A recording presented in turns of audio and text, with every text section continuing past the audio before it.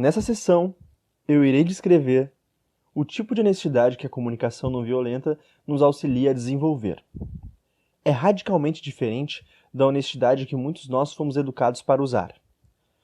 Qualquer um de nós tem sido educado para usar um tipo de honestidade que evolui a partir do nosso sistema de justiça. Justiça retributiva, que julga se as pessoas estão certas ou erradas, se são boas ou más, sendo que se você é tido como bom, correto, faz as coisas direito, etc., você merece ser recompensado. Mas se você é mau, incorreto, etc., merece sofrer e ser punido. Na minha opinião, este tipo de honestidade, este modo de pensar, está na base da violência em nosso planeta. É uma maneira de pensar que faz da violência algo apreciável. Nós estamos interessados na comunicação não violenta em um tipo de honestidade que incentiva as pessoas a se conectarem umas às outras, fazendo da doação e da compaixão coisas inevitáveis, pois faz com que isso seja uma coisa prazerosa para as pessoas, contribuir para o bem-estar uns dos outros. Esse tipo de honestidade, basicamente, envolve dizer às pessoas o que nós estamos vivenciando sem usar qualquer expressão que soe como crítica, e dizer à pessoa o que faria a nossa vida mais maravilhosa, dizendo o que estamos pedindo, sem que isso soe como uma ordem, mas sim como uma proposta. Por isso, vamos dar uma olhada no tipo de honestidade que envolve esse tipo de avaliação. Em primeiro lugar, é muito importante sermos capazes de fazermos observações claras às pessoas sobre quais ações delas estão satisfazendo as nossas necessidades e quais não estão. Essa é uma das coisas mais difíceis de fazer para os seres humanos, de acordo com o filósofo indiano Judge Krishnamurti, que envolve observar sem avaliar. Krishnamurti diz que essa é a forma mais elevada da inteligência humana, observar sem avaliar. Por exemplo, eu estava trabalhando com um grupo de administradores de um sistema escolar nos Estados Unidos e eu estava ensinando esse princípio nas escolas, como avaliar o desempenho dos professores. Eles faziam esse tipo de avaliação 2 vezes ao ano, para analisar o desempenho dos professores. E eles observavam os professores em várias situações e em seguida faziam uma reunião onde eles seriam avaliados. Então eu pedi a um desses diretores da escola que ele pensasse em um professor que estava se comportando de uma forma que não estava agradando, que eu iria mostrar como avaliar o comportamento desse professor usando a comunicação não violenta. Eu pedi a ele que pensasse em uma coisa específica que essa pessoa fez e que eles não gostaram. E esse diretor escolheu uma professora e disse que ela era uma pessoa considerada sem consideração pelos outros professores. Eu salientei que sem consideração é algo que eu considero uma avaliação. E eu estava pedindo uma observação. O que essa pessoa fez que levou você a considerá-la sem consideração? Ele pensou por um tempo e disse: bem, você sabe. Ela faz o que quer, mas não pensa em como isso pode afetar as outras pessoas na equipe. E eu disse novamente: com licença, mas isso que você está me falando é a sua avaliação. O que você está me dizendo é o que você acha que está acontecendo com ela. É o que você acha que ela está pensando ou não pensando. E eu estava pedindo um comportamento específico. Ele pensou e pensou e teve bastante dificuldade em me dizer o que eu queria. Os outros administradores também viram que também estavam tendo problemas com isso. O quão fácil era, em vez de responder a minha pergunta sobre o que a pessoa fez, eles misturarem com o que eles pensavam da outra pessoa por ter feito o que fez, ou como eles interpretavam aquilo. Com a minha ajuda, esse diretor, que julgou a outra pessoa como sendo sem consideração, conseguiu identificar um comportamento específico dessa professora, que o levava a pensar isso. A professora estava levando os alunos para atividades fora da sala de aula. Por vezes, eles eram vistos pela janela dos outros professores que estavam tentando dar aula.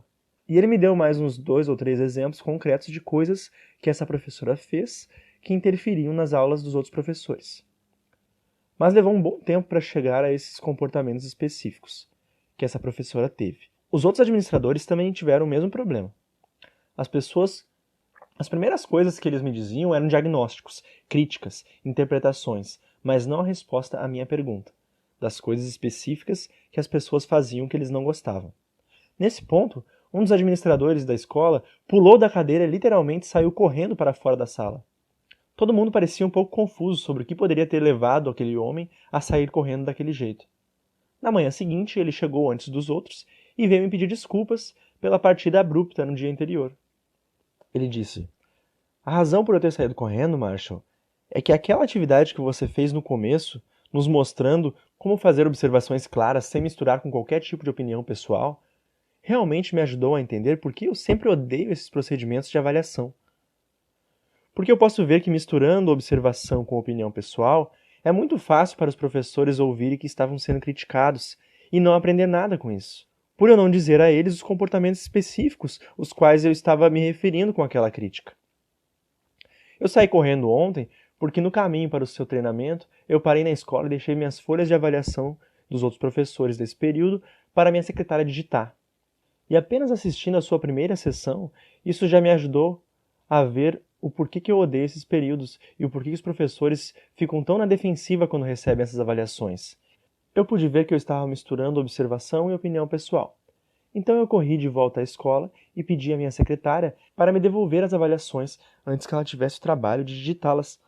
E passei o dia inteiro fazendo essas avaliações, tentando fazer observações claras aos professores, sem misturar com opiniões pessoais. Ele me falou mais tarde, quando eu voltei àquela escola alguns meses depois, a diferença drástica que ocorreu no período de avaliação desta vez.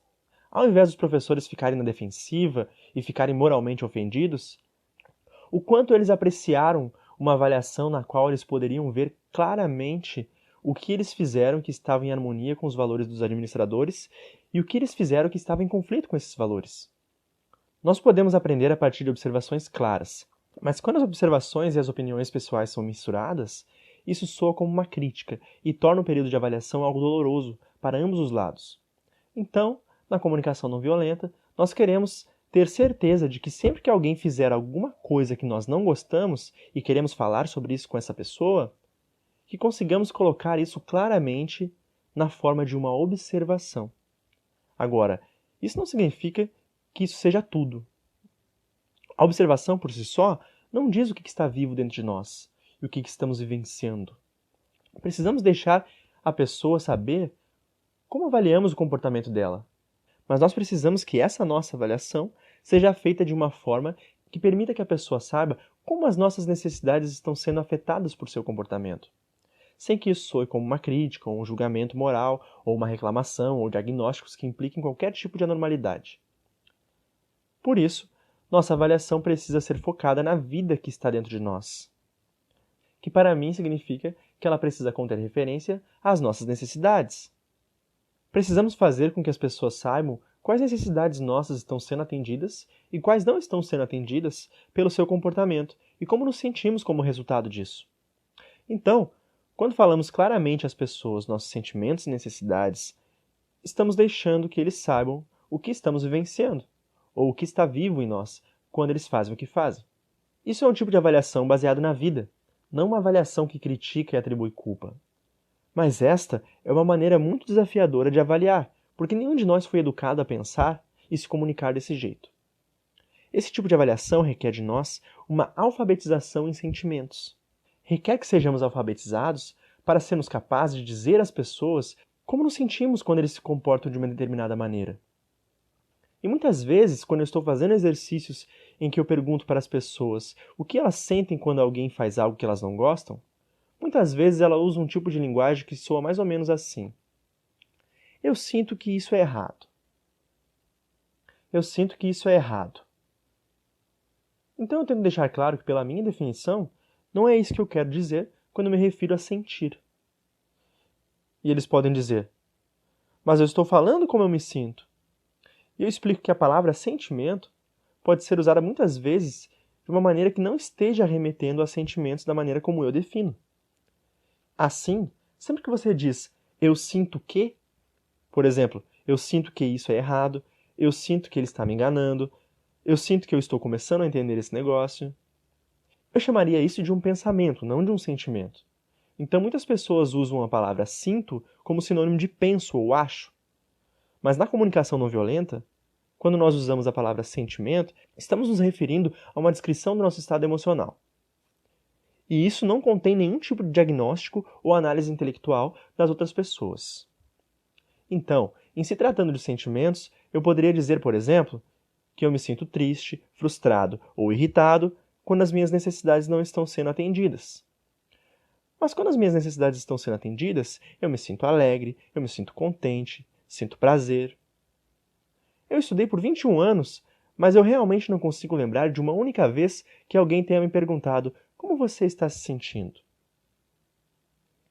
Sentimentos não faziam parte da vida no tipo de cultura em que eu cresci, especialmente se você era um menino.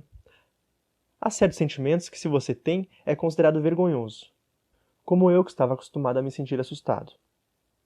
As pessoas me diziam, meninos não devem ter medo, e haviam outros sentimentos que também tinham uma conotação pesada e muito negativa. Em parte, a razão para isso é que os sentimentos são uma linguagem da vida. E as culturas em que vivemos por cerca de 10 mil anos, culturas de dominação, em que as pessoas afirmam ser superiores e terem direitos de controlar as outras pessoas, não é possível fazer bons escravos quando eles estão conectados com a vida. Logo, expressar sentimentos não era considerado uma coisa positiva de se fazer. Sentimentos estão associados com fraqueza, ser imaturo ou muito emotivo. Então, além de não termos sido educados com uma linguagem da vida, uma linguagem de sentimentos e emoções, temos recebido uma educação cultural que faz conotações muito negativas com a expressão das nossas emoções. Por isso, aprendemos muito cedo na vida a encobrir as nossas emoções e escondê-las. Porém, se quisermos nos relacionar de uma forma que promova a compaixão entre nós e as outras pessoas, os sentimentos são o ingrediente-chave. Assim, na comunicação não violenta, a honestidade consiste em falar às pessoas o que elas estão fazendo claramente sobre a forma de uma observação, e depois avaliá-las com base nos nossos sentimentos e necessidades. Eu acabei de descrever o que eu quis dizer por sentimentos. Em seguida, precisamos conectar esses sentimentos às nossas necessidades, pois a comunicação não violenta é baseada na consciência que os sentimentos são manifestações do que está acontecendo com as nossas necessidades. Se as nossas necessidades estão sendo atendidas, temos sentimentos prazerosos. Se as nossas necessidades não estão sendo atendidas, nós temos sentimentos desagradáveis. Essa é a maneira pela qual a Mãe Natureza nos auxilia a julgar o ambiente no qual estamos, para saber se aquilo está acontecendo, está servindo ou colaborando com a nossa vida ou não. Para entendermos isso como uma analogia, podemos pensar que se estamos ingerindo alimentos que não são bons para a nossa saúde, nosso organismo responde com sensações desagradáveis. Mas quando estamos nos sentindo bem, com saúde, fortes, etc., nossos sentimentos nos dizem que as nossas necessidades de alimentação foram bem atendidas. Sentimentos dolorosos ou desagradáveis nos dizem que as nossas necessidades não estão sendo atendidas. Sentimentos prazerosos ou agradáveis nos dizem que elas estão sendo atendidas. Mas a parte mais importante da honestidade na comunicação não violenta é a nossa capacidade de esclarecer o que está acontecendo com as nossas necessidades em um determinado momento. Então nós dizemos o que a outra pessoa fez e como nos sentimos sobre isso, mas a parte central da avaliação é relacionar os nossos sentimentos com as nossas necessidades. E isso requer uma consciência de necessidade e uma alfabetização em necessidades, que não é tão fácil de se desenvolver, porque, mais uma vez, o sistema em que temos vivido por muito tempo exige que sejamos educados de uma maneira que não estamos conectados às nossas necessidades. Não se fazem bons escravos às autoridades se eles estão vivos. E as nossas necessidades são a vida dentro de nós. É o que realmente interessa daquilo que estamos vivenciando. Além de não sermos educados para falar das nossas necessidades e ter um vocabulário rico e uma alfabetização para falar sobre elas, sofremos muita influência da cultura que faz com que seja vergonhoso ter necessidades. No trabalho em que eu tenho feito ao redor do mundo nos últimos 40 anos, muitas e muitas mulheres dizem que têm dificuldades em expressar as suas necessidades. Elas foram ensinadas que as mulheres amorosas não têm nenhuma necessidade, que elas devem sacrificar todas as suas necessidades pela família. Os homens também me dizem o quão difícil é para eles expressarem as suas necessidades. Como eles foram ensinados que homens valentes e corajosos não têm necessidades. Eles estão dispostos a sacrificarem as suas vidas pelo rei ou pela bandeira. Assim, fomos educados de um modo que nos desconecta com a vida, que nos desconecta com as nossas necessidades. Em vez de termos como referência uma linguagem de vida para fazermos nossas avaliações, Nós fomos ensinados a avaliar as outras pessoas em termos de certo e errado, bom e mal, através de críticas, reclamações e condenações. Em nossos treinamentos, sugerimos que as pessoas se certifiquem de que aprenderam a serem honestas, sem nenhum tipo de atribuição de culpa, crítica, reclamação e julgamento, do tipo que levam as pessoas a interpretar o que elas estão fazendo como ruim ou errado. E quando eu digo isso, muitas pessoas ficam confusas e chateadas, pois suas vidas inteiras foram baseadas na linguagem do bom, mal, certo, errado, que reduzem tudo ao modo de como você é julgado pelas autoridades. E se você é julgado como uma pessoa boa, você é recompensado. Se for uma pessoa má, é punido. Com todo um sistema religioso que crê em um Deus que julga as pessoas como boas, más, certas ou erradas, e quando são bons o suficiente, quando morrem vão para o céu, viver o prazer eterno. Mas se são maus, quando morrem vão para o inferno, passar o resto da eternidade queimando, pagando pelos seus pecados. Então toda a nossa estrutura de conhecimento, nossa forma de pensar, é baseada num sistema de críticas, atribuições de culpa, julgamento, e ficamos desconectados das nossas necessidades. Eu estava falando sobre isso em Roma, na Itália, com um grupo de 80 professores de escolas católicas. Eram todos padres ou freiras.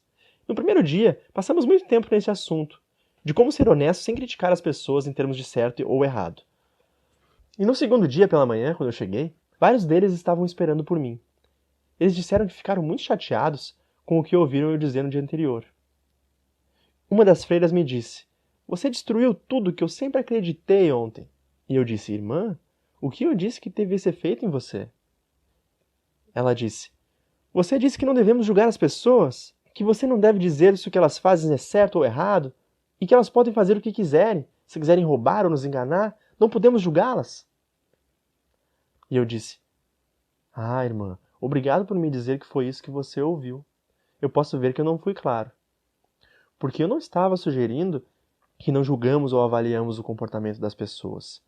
Eu estava sugerindo que nós não deveríamos julgá-los de uma forma que perpetue a justiça retributiva, com base no conceito de punição e recompensa. Eu acho que é muito importante sermos honestos e avaliar e julgar com uma linguagem da vida, que diz às pessoas se as nossas necessidades estão ou não sendo atendidas pelo que elas estão fazendo. Mas é claro que isso não é fácil para as pessoas se darem conta, porque não somos encorajados a desenvolver uma linguagem da vida, uma linguagem de necessidades. Temos sido sistematicamente educados para suprimir as nossas necessidades, porque não se fazem bons escravos quando estão conectados à vida. Então, grande parte do curso da comunicação não violenta é projetado para ajudar as pessoas a desenvolverem uma consciência para tornar as pessoas alfabetizadas em relação às necessidades. Isso significa ser capaz de expressar essas necessidades aos outros, de modo que não seja interpretado como uma crítica. Como a maioria das pessoas não tem esse vocabulário, nós temos que fazer vários exercícios para que essas pessoas adquiram prática. É como aprender uma nova língua. Por isso, sugerimos que as pessoas escrevam as críticas e frases de atribuições de culpa que elas estão mais acostumadas a expressar ao longo da vida para as outras pessoas. Então, elas fazem uma lista dessas expressões. Egoísta é a palavra mais usada.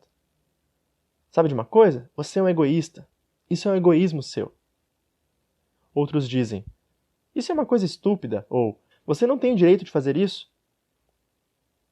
Então pegamos essa lista de críticas, reclamações e expressões de culpa, que elas provavelmente mais usaram ao longo da vida, e pedimos que elas façam uma observação do que alguém poderia ter feito que foi o estímulo dessas palavras. E quando eles escrevem essas observações, nós ajudamos elas a ver que toda a crítica, toda a atribuição de culpa, toda a reclamação é uma expressão trágica de uma necessidade não atendida. E que podemos ser muito mais verdadeiros se dissermos qual a nossa necessidade, sem nenhuma palavra que implique culpa ou crítica. Mas isso não é fácil, porque as pessoas geralmente não têm essa linguagem de necessidade, mas esse exercício ajuda eles. Pois pegamos cada uma dessas críticas mais usadas e quando eles pensam sobre o que poderia ter estimulado aquilo, eles traduzem a crítica em uma necessidade não atendida. Nós sugerimos que cada um tenha um vocabulário de pelo menos 9 necessidades humanas.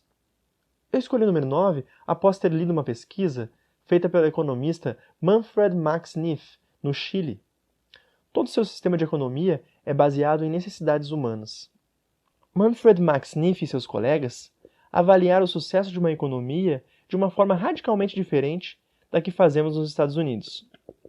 Nos Estados Unidos, assim como no Brasil, o sucesso de uma economia depende do PIB, o seu Produto Interno Bruto, que essencialmente nos diz quanto dinheiro é feito em determinadas áreas. Este modo de sistema considera sucesso quando os ricos ficam mais ricos e os pobres ficam mais pobres. Na abordagem de Manfred Max Neef, a medida de sucesso econômico é baseada no quanto as necessidades humanas estão sendo atendidas por todas as partes da cultura. Assim, como todo o seu sistema de economia é baseado em necessidades humanas, eles tiveram que pesquisar quais são as necessidades humanas básicas que precisam ser atendidas se quisermos ter um mundo seguro, saudável e pacífico. E eles chegaram a um total de 9 necessidades essenciais. E o sucesso de um sistema econômico desse tipo é medido pelo quão bem essas necessidades estão sendo atendidas por todos na população. Essa pesquisa realmente me ajudou, pois eu tinha uma lista de cerca de 50 palavras que me ajudavam a desenvolver o meu vocabulário de necessidades. Mas eu percebi que algumas dessas palavras falavam a mesma coisa de maneira diferente, e que poderiam ser consideradas uma só necessidade. Então talvez nós possamos sintetizar as necessidades humanas essenciais em 9 principais, as quais precisamos ser realmente capazes de expressar para as outras pessoas. Então deixe-me dizer quais são essas 9 necessidades que o Manfred Max Neef utilizou, mas eu vou usar mais a minha linguagem do que a dele. Em primeiro lugar, sustento. Com sustento eu me refiro às necessidades físicas básicas, como ar, comida, água, moradia, etc. A maioria das pessoas com quem eu trabalho são muito boas em expressar esse tipo de necessidade, pois se não tivéssemos aprendido isso rapidamente, não sobreviveríamos por muito tempo. A próxima necessidade é de segurança, proteção. A terceira necessidade, amor. Quarta, empatia. Quinta, descontração, diversão, entretenimento. Sexta, uma comunidade, integração social. Sétima necessidade, criatividade. E as 2 últimas necessidades são particularmente importantes em termos de segurança e paz no nosso planeta. A 8ª necessidade é autonomia. Basta abrirmos o jornal qualquer dia para vermos quantas guerras estão acontecendo em função dessa necessidade de autonomia. Nós, seres humanos, temos uma forte necessidade de escolher o nosso próprio modo de viver e não ter ninguém nos dizendo o que devemos ou não fazer. E quando alguém faz isso, acaba ameaçando uma necessidade nossa muito básica e essencial, que é da autonomia. E ela vive desde muito cedo em nós. Qualquer família que tem crianças pequenas vivencia frequentes guerras de autonomia. O pai vai e diz para a criança: "Você deve fazer isso." E a criança: "Não!" E o pai diz: "Você não me ouviu? Eu falei que você deve fazer isso." E a criança: "Não!" Isso é uma guerra de autonomia. A criança está ouvindo exigências. E quando ouvimos ordens, temos uma necessidade fundamental que está sendo ameaçada. A nossa necessidade de escolher o nosso próprio caminho na vida. E a 9ª necessidade, Viktor Frankl, um psiquiatra austríaco, descreve que talvez seja a necessidade mais importante. Importante no sentido de vivermos nossas vidas plenamente. Ele se refere a ela como uma necessidade por sentido, necessidade de propósito. E quando eu uso essa palavra, eu muitas vezes descrevo dessa forma. É a nossa necessidade de contribuir para a vida. De ver como os nossos esforços fizeram a vida das pessoas mais próspera, a vida do planeta mais próspera. Então eu recomendo que as pessoas peguem essas 9 necessidades e adaptem para o seu próprio vocabulário. Podem não ser essas palavras que eu acabei de usar, podem ser outras palavras. Procure palavras que descrevam isso da forma que faça sentido para você. Em seguida, quando você desenvolver um vocabulário de necessidades que funcione para você, então você pode ver que ele nem sempre vai funcionar para as outras pessoas com quem você está se comunicando. Por exemplo, se você tiver uma criança de 3 anos na sua casa, a palavra autonomia pode não fazer sentido para ela, mesmo que você saiba o que ela significa e que ela faça sentido para você. Mas a criança de 3 anos pode não conhecer a palavra autonomia, porém, ela tem a necessidade de autonomia. Porque todos os seres humanos têm as mesmas necessidades. É muito importante estarmos conscientes de que todos os seres humanos têm as mesmas necessidades, mesmo que nossos vocabulários para descrever essas necessidades sejam diferentes. Todos nós temos as mesmas necessidades. Para nos conectarmos realmente de modo a promover compaixão entre nós e as pessoas, precisamos ser capazes de expressar as nossas necessidades em uma linguagem que faça sentido para elas. Então pegue, por exemplo, essa lista de 9 necessidades que fazem sentido para você e tente adaptá-las para fazer sentido a uma criança de 3 anos de idade, por exemplo. E se você tiver que lidar com um grupo de jovens adolescentes, pense em como você poderia expressar isso de modo que faça sentido para eles. E se estiver trabalhando numa escola, com professores, traduza essas necessidades para uma linguagem que eles possam compreender, e assim por diante.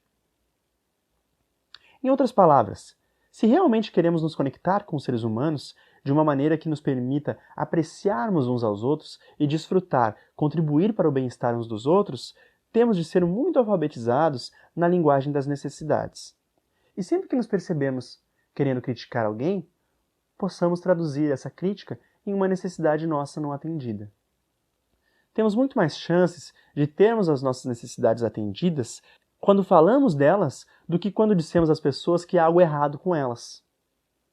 Eu estou dizendo que nós conseguimos avaliar melhor comportamentos e melhor, de acordo com os princípios da comunicação não violenta, significa de uma forma que promova doação em compaixão e prazer em aprendermos uns com os outros.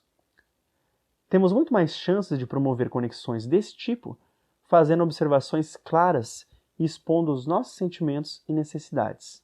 Portanto, precisamos evitar o uso de palavras como certo, errado, bom, mal, apropriado, inapropriado, etc. Especialmente expressões como tenho que, sou obrigado a, devo, não posso. Muitas vezes, quando eu estou trabalhando com professores e digo isso, eles ficam muito desconfortáveis. Eles não conseguem imaginar como poderiam fazer o seu trabalho sem usar palavras como certo, errado, bom, ruim, apropriado, inapropriado. Por exemplo, eu estava trabalhando com professores em um sistema escolar na costa leste dos Estados Unidos e eles estavam muito confusos. Eles disseram para mim, Marshall, como podemos passar um dia sequer sem dizer aos alunos se o que eles estão fazendo está certo ou errado? Nosso trabalho como professores é avaliar os alunos e julgar o seu desempenho. Eu disse, sim, julgamentos e avaliações são muito úteis, se eles são uma língua de vida. Mas quando nós colocamos isso na forma de uma linguagem de certo, errado, bom, mal, isso acaba sustentando um sistema de dominação que eu acredito que esteja contribuindo para a violência no nosso planeta. Bem, mas muitas vezes era preciso que eu mostrasse especificamente em uma situação de trabalho como isso poderia ser feito. Por exemplo, nesse sistema escolar no qual eu estava trabalhando, eles queriam que eu desse várias aulas ao longo de um dia para que eles pudessem ver como eu iria avaliar os alunos usando comunicação não violenta. Então eu dei algumas aulas de matemática e de leitura, enquanto eles filmavam para fazer um vídeo que seria usado para treinar os professores a avaliar os alunos de acordo com os princípios da comunicação não violenta. Trabalhei por cerca de 4 horas naquele dia em aulas diferentes. Quando eu voltei àquela escola, um mês depois, o superintendente me recebeu e disse: aquela fita de vídeo que você fez, Marshall, na última vez que esteve aqui, mostrando aos professores outras maneiras de avaliar os alunos sem usar palavras como bom, mal, normal, anormal? Cara, aquilo realmente tem motivado um monte de professores a querer mudar a sua maneira de se comunicar. Você sabe, nós fizemos 4 horas de vídeo seguindo você, Marshall, mas nós só usamos os primeiros 10 minutos. O que você fez naqueles primeiros 10 minutos com o jovenzinho realmente motivou os professores a mudarem a sua linguagem. Eu não conseguia lembrar o que aconteceu naqueles primeiros 10 minutos. Então ele pegou a fita de vídeo e me mostrou o que aconteceu. Eu encontrei um jovenzinho que tinha acabado de receber uma folha com problemas de aritmética, e havia um exercício de soma. E este menino tinha 9 anos de idade, e eu vi que ele somou 9 mais 6 igual a 14. E eu avaliei ele assim. Eu disse, ei amigo, eu estou confuso sobre como você conseguiu essa resposta. Eu cheguei a uma diferente. E ele começou a chorar. E eu disse, ei, o que está acontecendo? Por que você está chorando? E ele disse, eu fiz errado. Note que eu não disse que ele tinha feito errado. Eu disse que eu estava confuso, porque eu tinha uma resposta diferente, e eu queria saber como ele tinha conseguido a dele. Mas ele já tinha sido treinado por 3 anos em um sistema escolar que faz com que as pessoas concentrem a sua atenção em como eles são julgados pelas autoridades. Na minha experiência, isso tira o prazer de aprender, quando somos julgados de uma forma que implica que somos estúpidos se não entendemos e não fazemos direito ao trabalho, e inteligentes se fizemos o que é certo. Note que a minha avaliação me permitiu ser honesto. Eu estava confuso. Eu consegui uma resposta diferente. Eu queria saber como ele conseguiu a dele. E eu gostaria de mostrar a ele uma outra maneira de fazer aquilo. A sua maneira e a minha eram diferentes. Na comunicação não violenta, além de querer avaliar sem usar críticas e atribuição de culpa, também queremos avaliar sem quaisquer elogios ou cumprimentos. Vou fazer um parênteses aqui para explicar a tradução. A palavra elogio foi traduzida do inglês da palavra praise, que está associada a um tipo de elogio em que há uma expressão de apreço. Tem como origem etimológica a palavra preço. Já a palavra cumprimento foi traduzida do inglês da palavra compliment, que é quase sinônimo de praise, ou elogio, mas que é aplicada em contexto formal, exprimindo de modo polido a admiração por algo que uma pessoa fez. Tem como origem etimológica a palavra completo, que é uma maneira de indicar que alguém completou algo. Voltando ao curso. Eu vou estar falando mais sobre elogio e cumprimentos na 9ª sessão, quando falaremos sobre como celebrar e expressar gratidão sincera. Eu espero então conseguir mostrar o perigo que existe no uso de elogios e cumprimentos, do mesmo modo que as palavras que criticam e culpam. Assim, na comunicação não violenta, o foco da nossa atenção é nas necessidades. Queremos que as pessoas vejam como seu comportamento afeta as necessidades humanas, se satisfaz as suas próprias necessidades ou não, se satisfaz as necessidades dos outros ou não. É quando estamos conectados dessa forma, com a necessidade de todos, que temos maiores chances de encontrar uma forma de que todos tenham suas necessidades atendidas. Mas quando qualquer crítica entra no diálogo, qualquer palavra que implique erro, estupidez, maldade, etc., em vez de terminar em doação com compaixão, ficamos muito mais propensos a acabar nos alienando em conflitos, guerras, etc. Depois de termos expressado claramente o que estamos vivenciando, o que estamos observando, o que estamos sentindo e o que estamos necessitando, se as nossas necessidades não estão sendo atendidas, então precisamos terminar com um pedido claro.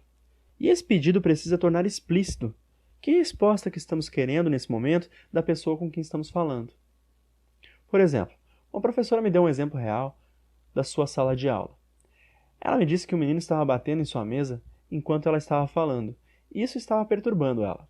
Então ela me disse: Marshall, eu fiz exatamente como você nos disse para fazer. Eu disse a ele: quando eu ouço você batendo na mesa, eu me sinto frustrada, porque eu tenho uma necessidade de comunicar com os alunos, e agora isso está me atrapalhando. Bem, ela havia feito um bom trabalho de expressar o que ela estava observando, sentindo e necessitando. Mas note que ela não disse o que ela queria. E eu disse: eu não ouvi o pedido aí. Ela disse: eu fiz, tá certo? Eu esqueci de falar. Eu fiz um pedido. Eu disse a ele: eu não quero ouvir você batendo no seu livro enquanto eu estiver falando. E eu disse: então, o que aconteceu? E ela disse: ele começou a bater na mesa. Ou seja, ela disse o que ela não queria. Que ela não queria que ele batesse no livro. Mas em comunicação não violenta, dizemos às pessoas o que queremos ao invés do que não queremos. Se ela tivesse terminado com um tipo de pedido que sugerimos na comunicação não violenta, ela diria: você poderia colocar o seu lápis sobre a mesa e não bater mais? Você pode adicionar o que você não quer, depois de ter dito o que você quer. Então nós queremos fazer um pedido claro, depois de ter expresso as nossas necessidades. Também temos que saber a diferença entre um desejo e um pedido. Um desejo nos diz geralmente o que gostaríamos que acontecesse no futuro. Então, se ela tivesse dito a ele: eu gostaria que você estivesse mais atento em relação a como isso atrapalha a nossa aula, isso seria um desejo. Que ela estaria dizendo que gostaria que ele tivesse mais atenção, mas não está dizendo o que ela quer que ele faça nesse momento. Para a comunicação não violenta, Quando nós expressamos uma necessidade que não está sendo atendida, terminamos com um pedido claro do que queremos da pessoa neste momento. E o pedido precisa estar numa linguagem que descreva a ação. Não podemos usar uma linguagem vaga como "eu quero que você me ajude". Pode significar coisas diferentes dependendo da situação. Então, ao invés de pedir a uma pessoa "eu quero que você me ajude com esse problema", você poderia dizer, por exemplo, "eu gostaria que você me dissesse o que você acha que iria atender às minhas necessidades nessa situação". Pedir que a pessoa diga algo é muito mais específico do que pedir que ela ajude. Mas não só é importante fazermos pedidos claros em uma linguagem que descreva a ação, como também é muito importante que apresentemos esse pedido como uma proposta e não como uma ordem. Porque se as pessoas ouvem ordens, isso tira muito da alegria e do prazer de se fazer qualquer coisa. E é muito mais fácil que isso provoque resistência ao invés de cooperação. Agora, é difícil para as pessoas não interpretarem nossos pedidos como exigência, especialmente se elas estiverem em situações com autoridades que pensam que é o seu trabalho mandar nas pessoas. Ou mesmo pais que sabem dizer por favor, talvez até de uma maneira muito agradável, mas a criança tem uma experiência do passado que, se ela não fizesse o que o pai queria, de alguma maneira ela seria culpada ou punida. Então nós precisamos fazer nossos pedidos de uma maneira que as pessoas confiem que é uma proposta, não uma exigência. Eu fui convidado a fazer um treinamento com um grupo de 40 alunos numa escola. Esses alunos eram rotulados como social e emocionalmente inadaptados. É claro que, se tivéssemos feito o treinamento naquela escola antes, tentaríamos deixar claro sobre esse tipo de linguagem que levam a profecias autorrealizáveis. Quando você rotula alunos de uma certa maneira, em vez de obter o que você gostaria em relação a esses alunos, seus rótulos são suscetíveis de criar exatamente o que você estava diagnosticando, pois é o modo como as outras pessoas pensam delas e elas próprias pensam sobre si que cria a sua percepção de realidade. E como eu sabia que uma vez que esses alunos estavam em uma turma e sabiam que eles tinham sido rotulados como socialmente e emocionalmente inadaptados, eu poderia imaginar que ia ser um dia bastante desafiador. E começou o desafio. Eu entrei na sala e praticamente metade da turma estava em pé na janela, olhando para fora e gritando obscenidades para os seus amigos no pátio abaixo. Eu tive que levantar a minha voz para ser ouvido e eu fiz um pedido. Eu disse: com licença, eu apreciaria se vocês viessem aqui e sentassem. Eu gostaria de dizer quem eu sou e o que eu gostaria de fazer aqui hoje. Eu diria que talvez a metade da turma veio, mas havia tanto barulho que eu não tinha certeza se todos me ouviram. Então eu repeti o meu pedido. E dessa vez, todo mundo veio, com exceção de 2 jovens. Mas, para minha sorte, os 2 jovens que não vieram eram os maiores da turma. E eu disse a eles: um dos cavalheiros poderia, por favor, me dizer o que vocês me ouviram dizer? E um deles respondeu: você disse que nós temos que ir aí e nos sentar. Viu? Eles estavam ouvindo uma ordem. Eu fiz um pedido, mas eles estavam ouvindo uma ordem. Então eu disse: Senhor? Eu aprendi a usar o Senhor com pessoas que tinham bíceps como os que ele tinha. Eu disse: Senhor, você estaria disposto a me dizer como eu poderia deixar você saber o que eu estava querendo sem que isso soasse como se eu estivesse dizendo que você tem que fazer? Ele disse: hã? Eu disse: como eu poderia informar você sobre o que eu quero de um modo que não pareça que eu não me importo igualmente com o que você quer? Ele parou por um momento e disse: eu não sei. Eu disse: é exatamente o que está acontecendo entre eu e você agora? É muito do que eu irei falar hoje. Eu acredito que as pessoas podem se dar muito melhor se elas puderem dizer umas às outras o que elas gostariam sem fazer qualquer exigência. Por isso, eu queria saber como eu poderia deixar você saber o que eu quero sem que isso soe como uma ordem.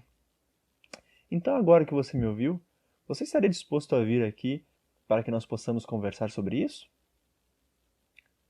Aquilo o intrigou, e os 2 vieram se sentar e tivemos um dia muito produtivo.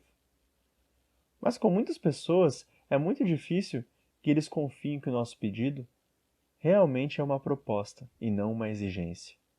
Em qualquer nível, quando as pessoas possuem memórias de que se elas não fizerem o que as outras pessoas querem, elas serão criticadas, culpadas e punidas, acaba sendo muito difícil para elas confiarem, quando alguém diz o que gostaria, que aquilo é um pedido e não uma ordem.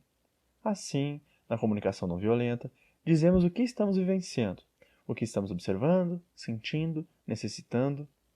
Nós fazemos pedidos claros, apresentando da melhor maneira que podemos, de um modo que as pessoas possam confiar que aquilo é um pedido e não uma ordem. Agora, algumas mensagens são realmente difíceis de dizer, mesmo quando se usa a comunicação não violenta. Mas algumas dessas mensagens é muito importante que sejamos capazes de expressar. Por exemplo, a palavra não. Como você diz não de uma forma que seja em harmonia com a comunicação não violenta? Isso requer que digamos três coisas. Primeiro, quando alguém pedir algo a você, para dizer não usando comunicação não violenta, começamos mostrando que recebemos o pedido da outra pessoa como um presente. Eles estão nos dando um presente quando nos pedem para fazer algo. Eles estão nos dando uma oportunidade de contribuir para o seu bem-estar. E como fazemos isso?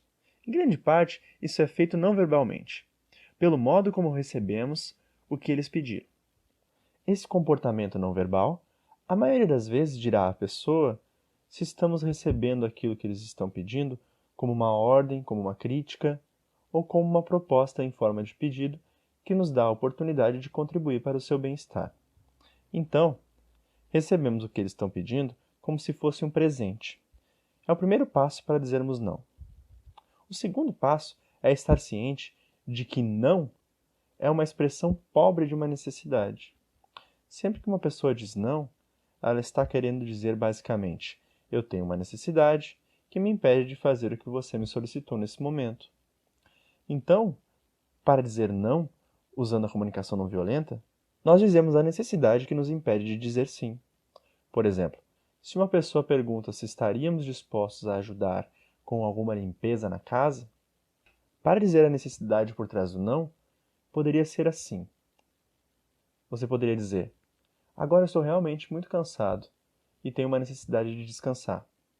Assim você estará dizendo qual a necessidade você atenderá naquele momento em que a outra pessoa quer que você faça algo. O terceiro ingrediente para dizer não, usando comunicação não violenta, é procurar uma proposta que busca uma maneira de ter as necessidades de todos atendidas. Que pode soar assim, na situação em que a pessoa pede ajuda com a limpeza na casa. Depois de dizer: eu estou realmente cansado e agora eu preciso descansar. Estaria tudo bem se fizéssemos isso daqui a 30 minutos? Depois que eu pudesse descansar um pouco? Ou, você poderia perguntar a... Então poderia sugerir alguém mais da casa que eu acho que estaria disposto a ajudar. Por exemplo, você poderia perguntar para o fulano se ele pode te ajudar? Pois eu realmente gostaria de descansar um pouco agora. Portanto, as três partes para dizermos não em comunicação não violenta é, primeiro de tudo, mostrar empatia na recepção da solicitação da outra pessoa. E que eles se sintam compreendidos, que suas necessidades sejam compreendidas, assim como seu pedido. Em segundo lugar, não dizemos não. Não dizemos não posso. Nós dizemos a necessidade que nos impede de dizer sim. E finalmente terminamos com uma proposta que procura uma maneira que todos tenham as suas necessidades atendidas. Uma outra mensagem difícil de dizer, usando a comunicação não violenta, é como podemos fazer uma pessoa saber que ela está usando mais palavras do que queremos ouvir. Como fazemos isso sem criticar? É claro, todos nós sabemos como interromper uma pessoa quando ela está usando mais palavras do que a gente quer ouvir, de uma maneira violenta. Esperamos que ela respire e então dizemos rapidamente: com licença, acabei de lembrar que a minha casa está pegando fogo. E nós saímos da conversa tão rapidamente quanto nós podemos. Ou nós mudamos para qualquer outro assunto, assim nós não temos mais que escutar sobre aquilo. Na comunicação não violenta, nós paramos a outra pessoa quando estamos ouvindo mais palavras do que gostaríamos que ela dissesse e dissemos quais as nossas necessidades. Com licença, eu estou impaciente agora porque eu tenho uma necessidade de... E em seguida dizemos qual é a nossa necessidade que não está sendo atendida pela quantidade de palavras que a pessoa está usando. E novamente nós terminamos com uma proposta que procura uma maneira de ter todas as necessidades atendidas, as nossas e a da outra pessoa também. Uma das razões para que as pessoas usem mais palavras do que queremos ouvir, é porque a pessoa não está consciente do que ela quer de volta da gente. Ela não entende o que ela mesma quer das outras pessoas. E assim ela vai falando e falando, tentando obter o que ela quer, mesmo que ela nem esteja certa do que seja isso. E eu lembro de uma amiga minha bem próxima, que muitas vezes falava por bastante tempo sobre coisas que estavam acontecendo com ela no seu trabalho. E um dia eu disse a ela: Sabe, eu acho difícil te acompanhar quando eu ouço você dizendo tudo isso. E eu não tenho certeza do que você está querendo de mim. Então você poderia me dizer o que espera de mim em relação a essas coisas que você está me dizendo que aconteceram com você no trabalho? E ela pensou por um momento e disse: Eu pensei que era importante dizer. E eu disse: Eu estou confiante de que você pensou que isso era importante. Senão você não diria. Mas eu não estou perguntando se você achava isso importante. Eu estou perguntando o que você espera de mim quando me diz essas coisas. E ela pensou por mais um momento e disse: Eu só queria dizer, eu não espero nada de você. Eu disse: Entendi, ok. Então tá tudo bem se eu ler enquanto você fala? E ela disse: Se você fizer isso, eu te mato. É claro que ela sabia que eu estava brincando quando eu disse que eu ia ler enquanto ela falava. Mas eu queria que ela visse que se você fala com as pessoas sem ter claro o que você espera delas, isso toma muita energia da conversa, deixa a gente confuso, fica difícil de saber como acompanhar a pessoa e torna a conversa menos interessante. E mais tarde, ela me disse que aquilo havia ajudado ela bastante. E ela comentou que agora entendia porque muitas pessoas não gostavam de conversar com ela. Que ela usava muito mais palavras do que ela própria gostaria de usar, mas ela simplesmente não sabia como deixar claro o que ela queria. Como resultado da nossa conversa, ela começou a se tornar mais consciente do que ela esperava das outras pessoas antes de falar qualquer coisa. E em seguida, ela descobriu que poderia usar muito menos palavras para conseguir o que ela queria com maior frequência nas conversas. Essa é uma parte muito importante da comunicação não violenta. Quando formos honestos sobre o que estamos vivenciando, estarmos conscientes do que queremos de volta das pessoas. E minha previsão é de que quanto mais consciente você tiver daquilo que você espera receber de volta quando está solicitando algo ao seu ouvinte, você usa menos palavras e obtém mais compreensão deles. Agora, algumas necessidades não são tão fáceis de sabermos o que se espera obter para que elas sejam atendidas. E muitas vezes são necessidades muito importantes. Por exemplo, eu trabalhava com um pai, seu filho de 15 anos, e esse pai não estava tendo a sua necessidade de respeito sendo atendida na relação com seu filho. Então eu disse ao pai, enquanto o filho estava sentado ao lado: O que você quer do seu filho? Ele disse: Eu quero que ele me respeite. E eu disse que na comunicação não violenta, nós usamos a palavra respeito como uma necessidade, não como um pedido. Isso realmente não diz claramente o que você quer que ele faça. E o filho disse: Sim, eu acho que eu estou respeitando você. O que você quer de mim para mostrar que eu te respeito? O pai hesitou, pois não estava claro para ele o que ele queria do filho quando sentia que sua necessidade de respeito não estava sendo atendida. Em seguida, aquilo foi ficando claro para o pai e ele começou a entender algo que foi realmente importante para ajudar a melhorar a relação com seu filho. O pai me disse: Ok, macho, eu acho que eu estou vendo o que você está tentando nos ajudar a ver. Eu disse: O que é? Eu vejo agora o que eu quero que ele faça para atender minha necessidade de por respeito. Eu disse: E o que é? Eu quero que ele pule quando eu disser pule e sorria porque está pulando. Então o pai pôde ver que quando ele dizia quero que você me respeite, o que ele realmente queria era a obediência. E ele pôde ver por que o filho reagia daquela forma tão negativa quando ele pedia alguma coisa a ele.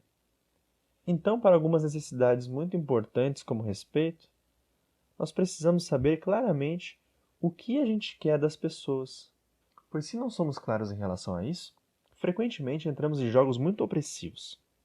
Por exemplo, vamos tomar uma outra necessidade muito importante para deixar claro o que acontece se não temos pedidos claros e como podemos nos envolver em uma forma muito opressiva de relações interpessoais.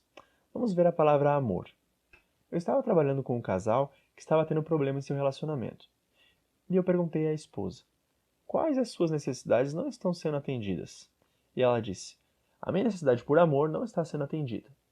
E o marido disse imediatamente: mas eu te amo. Eu disse: espera, espera. Vamos descobrir o que ela quer de você para obter a sua necessidade de amor atendida. Essa é uma necessidade muito importante. E nem sempre é fácil para nós compreendermos o que esperamos da outra pessoa. E é importante sabermos claramente o que queremos quando temos uma necessidade de amor que não está sendo atendida. Porque as pesquisas mostram que as pessoas diferentes têm expectativas bastante diferentes para obter suas necessidades de amor atendidas. O que atende a necessidade de amor para uma pessoa pode não atender para outra. Então eu disse para a esposa: o que especificamente você gostaria que ele fizesse para atender a sua necessidade de amor? E ela pensou por alguns momentos. E ela disse ao seu marido: bem, você sabe. E ele disse: não, não sei. Se eu soubesse, eu faria. E ela disse: bem, é que não é fácil dizer assim tão especificamente o que eu quero. E ele disse: se não é fácil para você dizer, consegue ver como é difícil para mim fazer? E ela pensou, e de repente, ela parecia estar com uma expressão de vergonha no rosto. E ela disse: ok, Marshall, eu entendi o que você quer dizer. Sei o que está acontecendo. Eu disse: o que é? O que você quer que ele faça para atender a sua necessidade por amor? Eu quero que ele adivinhe o que eu quero, antes mesmo de eu saber o que é, e ainda quero que ele sempre faça. Isso não é algo raro. Muitos de nós temos estratégias muito destrutivas para termos nossas necessidades básicas atendidas. Estratégias que são destrutivas, pois, em primeiro lugar, por serem impossíveis de serem exercidas. E, em segundo lugar, porque elas negam as necessidades de outras pessoas e exigem que elas sejam subordinadas a nós. Por isso, é muito importante sermos capazes de dizermos exatamente o que nós queremos para satisfazer a nossa necessidade de amor. É muito importante saber o que queremos para atender às nossas necessidades de sermos compreendidos e expressar esses pedidos claramente em uma linguagem que descreva a ação. Agora, amor, muitas pessoas usam de uma maneira diferente, não como uma necessidade. Algumas pessoas usam a palavra amor para se remeter a um sentimento. Na comunicação não violenta, sugerimos usar a palavra amor unicamente como uma necessidade e não como um sentimento.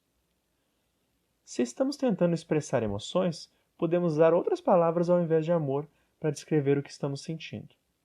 E para tornar isso claro para as pessoas, eu vou contar uma pequena história sobre uma pessoa que pergunta ao seu parceiro: você me ama?